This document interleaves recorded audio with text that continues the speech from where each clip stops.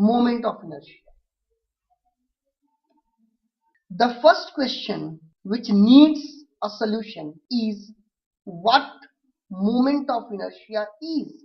But before discussing about moment of inertia, let's discuss about inertia. So what is inertia? As we have already studied, inertia is the inability of any body to translate by itself. And in that case, we have studied three parts of inertia, in which one of the part was inertia of direction.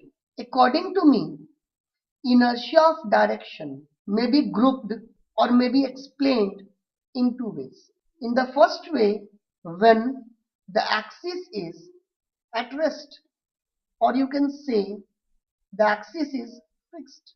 And second, if axis is changing. So, what will happen if the axis is fixed?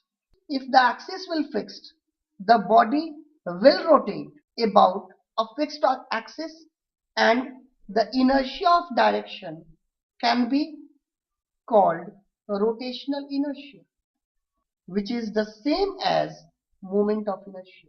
So, moment of inertia may be explained as the inability of any body to undergo rotational motion by itself or undergo rotation by itself.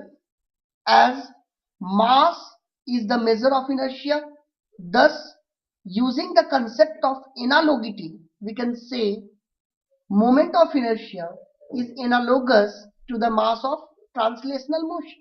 Defining it in form, we can say moment of inertia is the inability of any rigid body, as you have studied earlier, the rigid body to undergo rotation by itself. As I have already stated that moment of inertia is analogous to the mass of translational motion. But basically, unlike mass, the moment of inertia depends upon the distribution of mass inside any system. So firstly, we have to understand how the mass is distributed inside any system.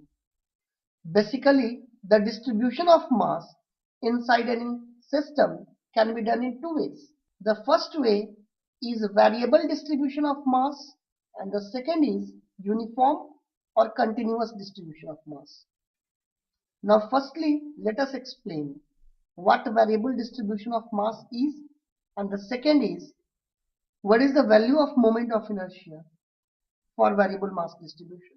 We can say if the mass at different point of any system is different, or the mass of different point of any system is different, then the distribution is called variable mass distribution. In order to explain my point, let us take an illustration.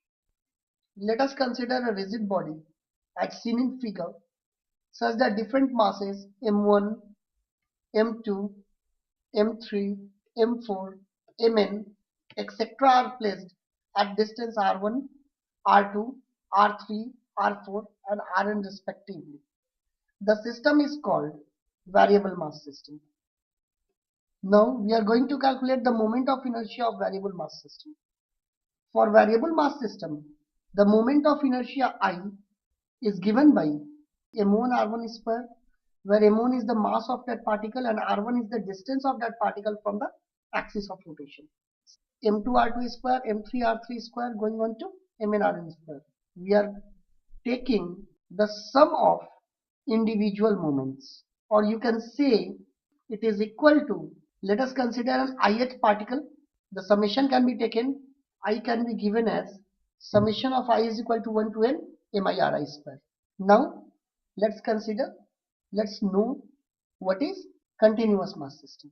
If the mass at every point of the system remains the same, the distribution is called continuous mass distribution. Let's consider this rod having length L and total mass m.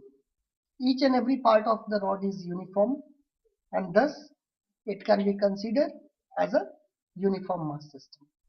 Now the moment of inertia for uniform mass system may be given as, the summation will be replaced by integration of r square multiplied by dm, where dm is the elementary mass and r is the distance of that elementary mass from the axis.